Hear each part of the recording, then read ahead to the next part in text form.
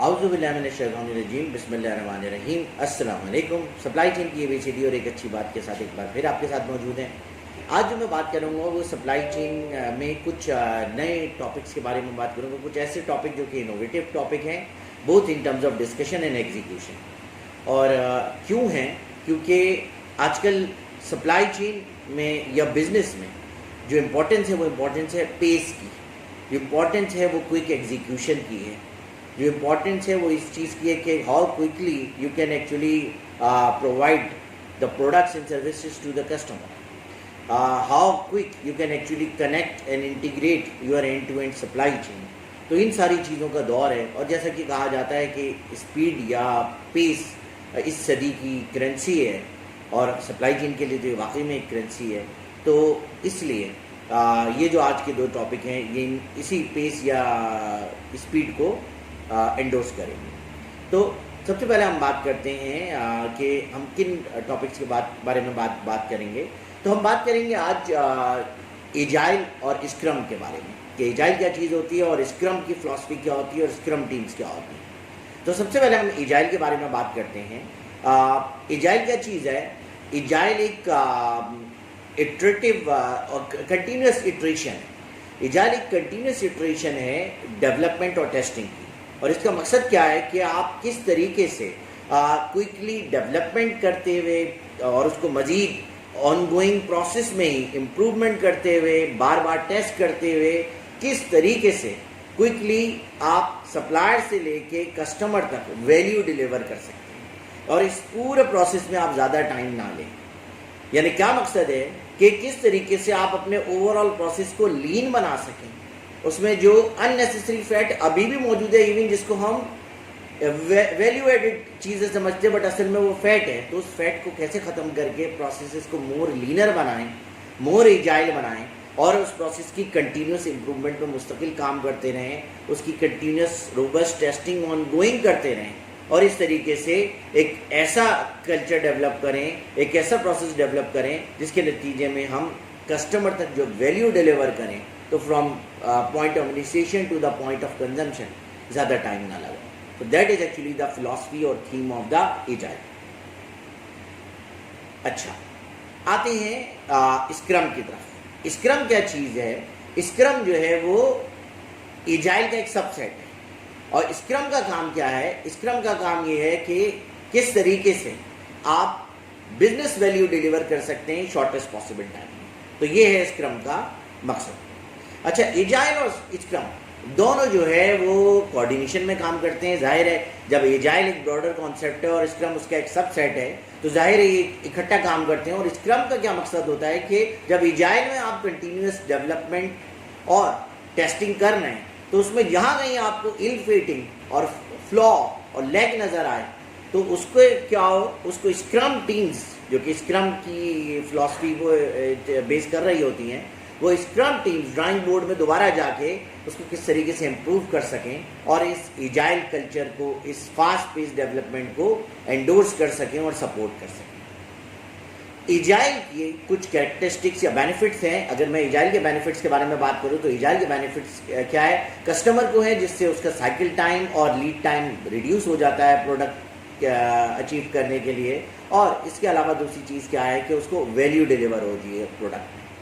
दूसरी चीज़ क्या है? इसमें बेनिफिट है वेंडर के लिए कि वेंडर के कस्टमर रिस्पॉन्सिवनेस टाइम, वेंडर का कस्टमर रिटेंशन टाइम और image, brand image, brand equity, ये सारी की सारी इम्प्रूव होती हैं बिकॉज ऑफ एजाइल प्रोसेस। इसके अलावा विजिबिलिटी वो बढ़ जाती है क्योंकि क्या है, आप कंटिन्यूस डेवलपमेंट और कंटिन्यूस टेस्टिंग भी कर रहे हैं तो ओवरऑल प्रोसेस की visibility through out the process from initiation till the end आपके सामने। इसके अलावा जो रिस्क असेसमेंट है, क्योंकि आप मुस्तकिल उसकी असेसमेंट भी कर रहे हैं, टेस्टिंग भी कर रहे हैं throughout the development process, root cause भी आइडेंटिफाई कर रहे हैं जो प्रॉब्लम्स आ रही हैं, चैलेंजेस आ रहे हैं उसके, तो एक तरह से रिस्क मैनेजमेंट जो है वो भी बेहतर हो जाती है, तो बेनिफिशियल फॉर द कस्टमर। अच्छा, इसके अलावा क्वालिटी में इम्प्रूव हो जाती है। कि जब आप क्या कर रहे हैं, कंटिन्यूस रूट कॉज आइडेंटिफाई कर रहे हैं इश्यूज़ के, तो क्या है, आप एक ऐसा प्लान भी एंडोर्स करवा रहे हैं कि ये प्रॉब्लम फिर दोबारा से ना आए। तो जो रिस्क एलिमिनेशन या रूट कॉज एलिमिनेशन प्रोग्राम जो है वो भी आप एंडोर्स कर रहे हैं, जिसकी वजह से इस प्रोसेस की और इस प्रोडक्ट की ओवरऑल क्वालिटी जो है वो इम्प्रूव हो रही है। सो ये सारे के सारे बेनिफिट्स हैं कि beneficial for the customer, beneficial for the vendor, it would improve quality, it would reduce cost because of the elimination of the fat and the defects from your system, and it would actually create a risk managed process flow for your organization and for your processes. So that is actually the benefits of the agile culture or the agile processes. अब आते हैं scrum की तरफ। Scrum क्या है? Scrum की जो characteristics हैं वो सबसे पहले उसमें आ जाती है सिंप्लिसिटी, कि सिंपल सी एक फॉर्मुलेशन होती है। और स्प्रिंट्स जो है वो, जो कि स्प्रिंट से मुराद क्या है कि फास्ट पेस्ड एग्जीक्यूटेबल टारगेट्स रखे जाते हैं, उनको स्प्रिंट्स कहते हैं, जिनका दौरानिया या ड्यूरेशन 1 वीक, 2 वीक या मैक्सिमम 3 वीक्स हो। तो सिंपल से टारगेट्स रखे जाते हैं, और उस टारगेट्स में क्या होता है, जो स्क्रम की फॉर्मेशन होती है, जो सिंपल से फॉर्मुलेशन होती है, उसमें क्या होता है, एक प्रोडक्ट ओनर होता है जिसका काम क्या है, टारगेट को सेट करना और अपने प्रोडक्ट की वैल्यू के टारगेट्स को डिफाइन करना कि हम इस प्रोडक्ट की वैल्यू को कहाँ ले जाना चाहते हैं या क्या करना चाहते हैं, ओवरऑल टारगेट क्या अचीव करना चाहते हैं। इसके बाद स्क्रम मास्टर जो कि सेल्फ गवर्न, जो कि एक्सपर्ट होते हैं अपनी फील्ड में, और वो क्या है, वो एक प्लान चॉप डाउन करते हैं कि किस तरीके से एक्शंस को एग्जीक्यूट करना है, क्या टारगेट्स होंगे, उनको एग्जीक्यूट कैसे करना है, और उनको लीस्ट पॉसिबल टाइम में अचीव कैसे करना है, वैल्यू कैसे डिलीवर करनी है कस्टमर या कंज्यूमर। और इसके बाद जो है डेवलपमेंट टीम होती है, जिसको गवर्न कर रही होती है स्क्रम टीम, कि वो जो स्क्रम के रूल्स एंड रेगुलेशंस या डायरेक्शंस हैं या बाउंड्रीज हैं उससे बाहर ना निकले। इधर सबसे इंपॉर्टेंट चीज़ है जो सेकंड एस्पेक्ट है स्क्रम का। स्क्रम का सेकंड एस्पेक्ट जो है वो है फ्लेक्सिबिलिटी, और फ्लेक्सिबिलिटी 5 फंक्शंस पे काम कर रही होती है। वो फंक्शंस क्या हैं? पहला फंक्शन है इटरेटिव प्रोडक्ट डेवलपमेंट, यानी प्रोडक्ट डेवलपमेंट रुकेगी नहीं, उसमें ऑनगोइंग या कंटिन्यूस इंप्रूवमेंट, काइजन की फिलॉसफी चलती रहेगी। उसमें बेहतरी और मजीद बेहतरी जो है उसके बारे में सोचा जाता रहेगी, मतलब एक सोच जो है वो प्रिवेल करेगी और सोचते रहेंगे इसको मजीद बेहतर से बेहतर कैसे बना सकते। दूसरा, क्रॉस फंक्शनलिटी, ताकि एक्सपर्टीज जो है वो एक जगह जमा हो जाए। तीसरी चीज, टाइम बॉक्सिंग, के डिले नहीं करना है, टाइम नहीं लेना डिसीजन मेकिंग में और थॉट प्रोसेस में, वरना फिर स्क्रम का जो एसेंस है वही खत्म हो जाएगा। तो टाइम बॉक्सिंग यानी टाइम बाउंडेड, और बहुत ही ये स्प्रिंट्स की मैंने बात की थी कि बहुत ही जल्दी क्विक डिसीजन मेकिंग, इसीलिए एक्सपर्ट्स को बैठाया। कंटिन्यूस इंटीग्रेशन यानी डिसइंटीग्रेशन नहीं आनी, कंटिन्यूसली क्या है, डेली या ऑल्टरनेट डे या वीकली हडल्स हो रहे हैं जिसमें डिस्कशन कर रहे हैं कि इस प्रोजेक्ट को आगे कैसे लेके चलना है, क्या हुआ, what went right, what went wrong, जो गलत हुआ है उसको बेहतर कैसे कर सकते हैं और मजीद बेहतर कैसे कर सकते हैं। और 5वीं चीज़ क्या है जो फ्लेक्सिबिलिटी में, वो क्या है कि आपके टॉप ऑफ द माइंड हमेशा रहेगा कि कस्टमर को वैल्यू कैसे डिलीवर कर सकते हैं।